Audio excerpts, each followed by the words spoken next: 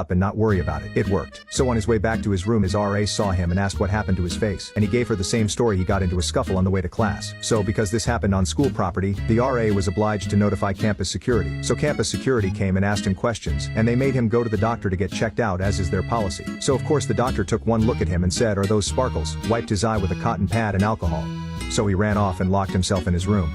The RA came to see him, confused because she didn't know why he did this in the first place. So eventually she used her master key to open the door and make sure he was okay, and this kid was in his bed hiding under the covers. She saw a big empty bottle of Jack sitting on his desk among other things. These must have been there for weeks, and I'm sure he never combined them, but his RA assumed the worst. Clearly he was unstable, so she had to call the police. Sure enough, half an hour later 2 cops and paramedics dragged him away and he was gone for hours. They kept him in the mental ward of the hospital for 4 hours for psychiatric evaluation. Eventually they let him go and his professor never found out. I wonder how he's holding up these days. 3. I was 6. I told my dad I knew sign language and taught him a bunch of fake symbols. Turns out he tried them out on his deaf coworker. 4.